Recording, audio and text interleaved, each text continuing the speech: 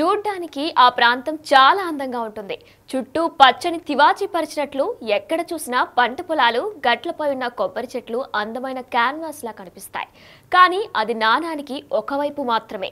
ఇక్కడ పరిసరాలు ఎంత అందంగా కనిపిస్తాయో ఇక్కడ ప్రజల జీవితాలు అంత అందంగా లేవు. ఓ మహమ్మారి వ్యాధి ఇక్కడ ప్రజల జీవితాలను తీవ్రంగా ఇబ్బంది పెడుతుంది. వేలాది జీవితాలను నాశనం చేస్తుంది. కుటుంబంతో సంతోషంగా ఉండాల్సిన ఇక్కడ ప్రజలు ఈ వ్యాధి బారిన పడి నరకయాతన అనుభవిస్తున్నారు. ఒకప్పుడు పలాస చుట్టుప్రక్కల ప్రాంతాలకి పరిమితం అనుకున్న ఈ వ్యాధి ఇప్పుడు ఇచ్చాపురం నియోజకవర్గం మొత్తం విస్తరించింది. ప్రభుత్వాలు ఎంత ట్రీట్మెంట్ ఇస్తున్నా ఒకరు చనిపోతే గానీ మరొకరికి ట్రీట్మెంట్ దొరకదు అన్నట్టుగా ఉన్న విచిత్ర పరిస్థితిపై బిగ్ టీవీ అందిస్తున్న స్పెషల్ స్టోరీ ఇప్పుడు చూద్దాం.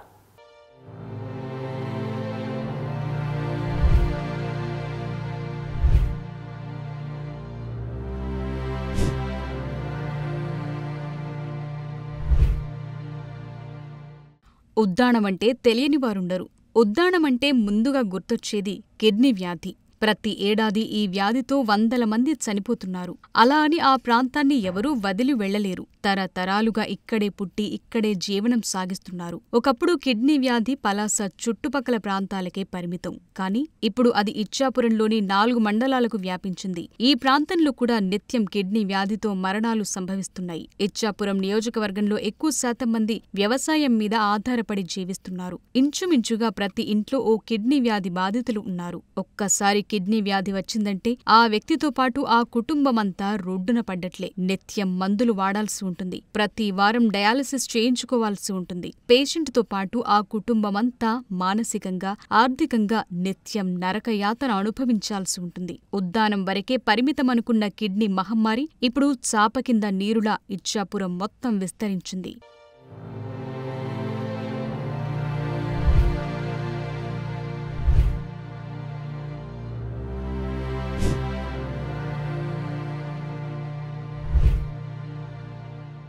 ఉద్దానం పచ్చని పంట పొలాలు, చుట్టూ కొబ్బరి తోటలతో చాలా అందమైన, ఆహ్లాదకరమైన ప్రాంతం. ఒక విధంగా చెప్పాలంటే ఇదొక ఉత్తరాంధ్ర కోనసీమగా ఉంటుంది. అలాంటి అందమైన ఈ ప్రాంతంలో కిడ్నీ వ్యాధి ఇక్కడి ప్రజలను అన్ని విధాలుగా ఇబ్బందుల పాలు చేస్తోంది.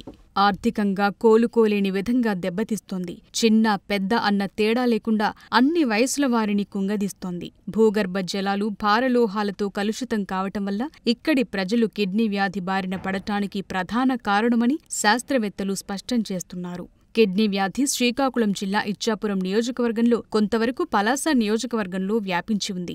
ఉద్దాన ప్రాంతం ముఖ్యంగా జీడి మామిడికి ఫేమస్. కానీ అంతకు పదింతలు కిడ్నీ వ్యాధి ప్రాంతంగా ప్రాచుర్యం పొందింది. కొన్ని దశాబ్దాలుగా ఈ ప్రాంత ప్రజలు కిడ్నీ వ్యాధితో పిట్టల్లా రాలిపోతున్నారు. కారణం కనిపెట్టడంలో ఇటు శాస్త్రవేత్తలు, అటు ప్రభుత్వాలు పూర్తిగా విఫలమయ్యారనే చెప్పొచ్చు. ఇచ్చాపురం నియోజకవర్గంలో ఇచ్చాపురం మున్సిపాలిటీని కలుపుకుని ఇచ్చాపురం, కవిటి, కంచిలి, సోంపేట 4 మండలాలున్నాయి. ఈ 4 మండలాల్లో ఇచ్చాపురం మండలంలో 25 గ్రామాలు, కవిటి మండలంలో 21 గ్రామాలు, సోంపేట మండలంలో 35 గ్రామాలు, కంచిలి మండలంలో 58 గ్రామాలున్నాయి.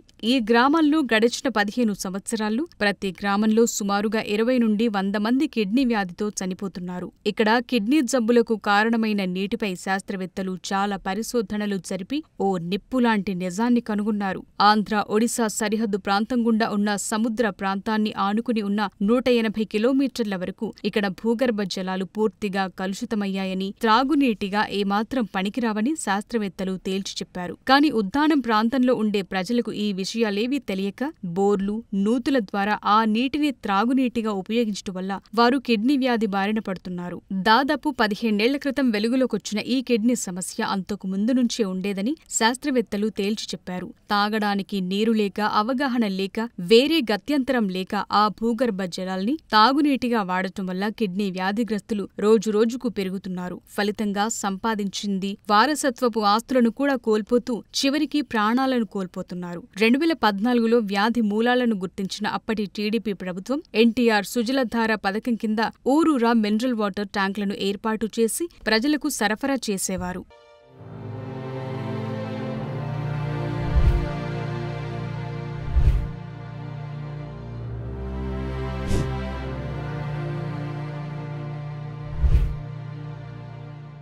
2019 ఎన్నికల్లో విజయం సాధించిన వైసీపీ ప్రభుత్వం కిడ్నీ వ్యాధిగ్రస్తులకు 10,000 పెన్షన్ మంజూరు చేస్తూ కిడ్నీ వ్యాధిగ్రస్తులను స్వయంగా తీసుకుని రావటానికి ఒక అంబులెన్స్ ని కూడా ఏర్పాటు చేసింది. ఈ వ్యాధిని రూపుమాపేందుకు పలాస కేంద్రంగా రీసెర్చ్ సెంటర్ను కూడా నెలకొల్పింది. ఇంత చేసినా కిడ్నీ వ్యాధిగ్రస్తుల సంఖ్య రోజురోజుకు పెరుగుతోందే కానీ ఏమాత్రం తగ్గటం లేదు. కిడ్నీ వ్యాధిగ్రస్తులు ప్రతి నెలలో 4 సార్లు డయాలసిస్ చేయించుకోవాల్సి ఉంటుంది. దీని కొరకు 3,000 నుంచి 5,000 రూపాయల వరకు ఖర్చవుతుంది. పైగా కిడ్నీ వ్యాధిగ్రస్తులకు ఎరిథ్రోపాయిటిన్ అనే ఇంజెక్షన్ చేయించాల్సి ఉంటుంది. దీన్ని కూడా ప్రభుత్వమే భరించి ఉచితంగా ఇంజెక్షన్ ఇచ్చేవారు. కానీ ప్రస్తుతం ఆ ఇంజెక్షన్ అరకొరగా సరఫరా చేస్తున్నారు. దీంతో పూర్తి స్థాయిలో కిడ్నీ వ్యాధిగ్రస్తులకు ఇంజెక్షన్ అందటం లేదు. కిడ్నీ వ్యాధిగ్రస్తులు అధికంగా ఉండే ఇచ్చాపురం, కవిటి, కంచిలి, సోంపేట ప్రజలు పక్కనున్న పలాసకు, శ్రీకాకుళానికి ట్రీట్మెంట్ కోసం వెళ్లటం వల్ల వారు ఆర్థికంగా ఇబ్బంది పడుతున్నారు. ఇంజెక్షన్ కొరత, దూరభారం పట్ల ఇచ్చాపురం ప్రజలు ఆవేదన వ్యక్తం చేస్తున్నారు. డయాలసిస్ పేషెంట్స్ కి ఒకప్పుడు అంబులెన్స్ సర్వీస్ అనేది ఉండేది. అంటే అతను డయాలసిస్కి వెళ్ళే టైంలో అంబులెన్స్ కానీ ఫోన్ చేస్తే అంబులెన్స్ స్వయంగా వాళ్ళ ఇంటి దగ్గరికి వచ్చి ఆ పేషెంట్స్ని అంబులెన్స్లో డయాలసిస్ యూనిట్ వరకు తీసుకువెళ్ళి వదిలేసే సందర్భాలు కూడా ఉన్నాయి. కానీ ఆ సందర్భాలు ఇప్పుడు లేవు. అది కూడా పేషెంట్స్ చాలా వరకు ఇబ్బంది పడుతున్నారు. మారుమూల గ్రామాల నుండి పేషెంట్స్ డయాలసిస్ యూనిట్కి వెళ్ళాలంటే ఒక ఆటోను బుక్ చేసుకుని ఆక్సిజన్ అందకపోయినా ఆయాసం పడుతూ వెళ్ళి అక్కడ ప్రాణాలు వదిలే సందర్భాలు ఉన్నాయి. ఒక పేషెంట్స్ నమ్ముకొని అతనికి ఒక కుటుంబం ఉంటుంది. ఆ కుటుంబాన్ని నమ్ముకొని ఎన్నో బంధాలు, బాధ్యతలు అతనికి ఉంటాయి. సో దీన్ని దృష్టిలో పెట్టుకొని సరైన న్యాయం ఈ ప్రభుత్వం ఈ కిడ్నీ పేషెంట్లకు అందిస్తారని ఆశిస్తున్నాను. ప్రభుత్వం తమను ఆర్థికంగా ఆదుకోవాలని కిడ్నీ బాధితులు కోరుతున్నారు. మరోవైపు ఇచ్చాపురం నియోజకవర్గంలో కవిటి, సోంపేటల్లో కలిపి 56 మందికే సరిపడా డయాలసిస్ బెడ్లున్నాయి. కొత్తగా ఎవరికైనా కిడ్నీ వ్యాధి వచ్చి డయాలసిస్ చేయాల్సి వస్తే చాలా ఇబ్బందవుతుందని రోగులు ఆవేదన వ్యక్తం చేస్తున్నారు. అయితే నాకు ఇప్పుడు కిడ్నీ జబ్బు వచ్చింది. కిడ్నీ జబ్బు వస్తే శ్రీకాకుళంలో వెళ్ళాము. అయితే అక్కడ కిడ్నీ పాలమని చెప్పారు. గవర్నమెంట్లో అక్కడ ఒక 15 రోజులు నాకు ఉంచారు. తర్వాత ఇంటికి పంపించేశారు. అక్కడ నుంచి వారానికి 3 సార్లు కానీ 2 సార్లు డయాలసిస్ చేయాలమ్మా ఈ మనిషికి అని చెప్పారు. అయితే చాలా కష్టమండి. పేదోళ్ళని, ఏం డబ్బులు ఎక్కడేం లేవు, కష్టపడితే తినేటోళ్ళము. వాళ్ళ దగ్గర వీళ్ళ దగ్గర అడిగి వారానికి 3 కానీ నేను ఒకటే చేస్తున్నాను. 3,000 పట్టుకొని వెళ్తున్నాను పలాస. అది హాస్పిటల్, భీమారావు హాస్పిటల్లో నెలకి వారానికి 3 కానీ నా దగ్గర డబ్బులు లేక ఒకటే చేసుకుంటున్నాను 3,000 ఇచ్చి. నాకు 2 ఆడబిడ్డలు, నా భార్య కష్టపడి అక్కడ ఇక్కడ వాళ్ళలో వీళ్ళు తల కాళ్ళు పట్టుకొని నాకు చేపిస్తుంది. కానీ ఇంతవరకు పెద్దలు అనేది ఇప్పటికీ ఇంకా నా దగ్గరికి రాలేదు. కానీ ఈ ద్వారా అందరికీ తెలియచేయాలని నేను. ఆ బెడ్పై ఉన్న రోగి చనిపోతే తప్ప వేరే పేషెంట్కి డయాలసిస్ చేయించుకోవటానికి బెడ్ దొరకటం లేదని రోగులు ఆందోళన చెందుతున్నారు. ఈరోజు మేము చూసిన కుటుంబం అయితే చాలా నిరుపేద కుటుంబం. వారానికి 3 సార్లు డయాలసిస్ చేసుకున్న స్థితిలో ఉన్నా కూడా కేవలం వాళ్ళు ఒక్క డయాలసిస్కి మాత్రమే పరిమితంగా ఉన్నారు. ఎందువల్లని అడిగితే ఒక డయాలసిస్ చేయించుకోవడానికి మాకు పలాసలో 3,000 రూపాయలు, 3,000 నుండి 4,000 రూపాయలు ఖర్చు అవుతుంది. అలాగే మెడిసిన్స్కి 2,500 రూపాయలు ఖర్చు అవుతుంది. ఒకసారి వెళ్ళి రావడానికి మాకు మినిమం 5,500 రూపాయలు అవుతుంది సార్. ఇప్పటివరకు మాకు పింఛన్ కూడా అప్లై అవ్వలేదు.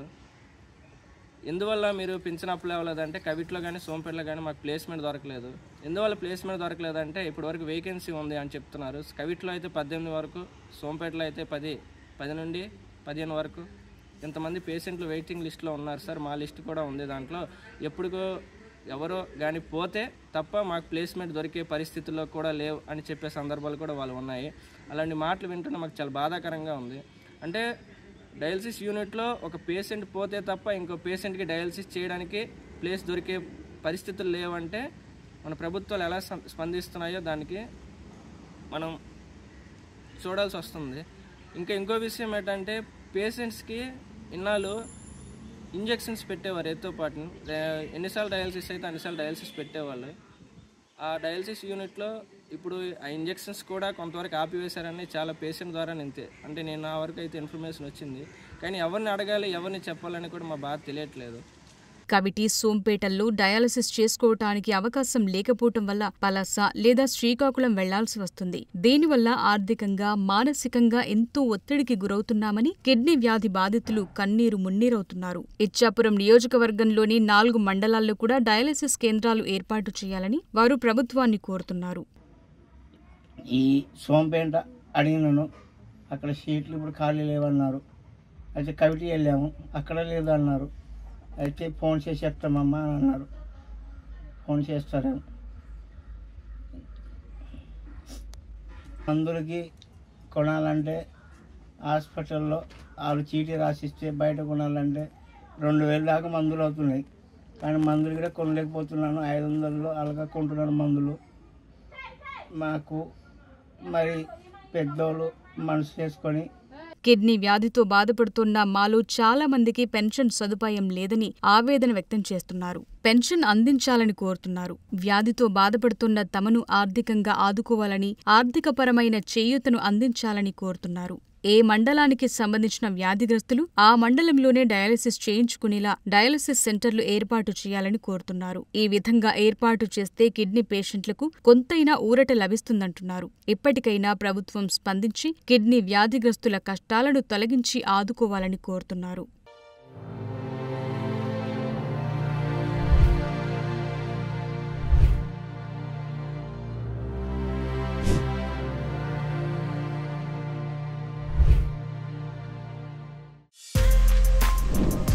For more videos like this, subscribe Big TV channel.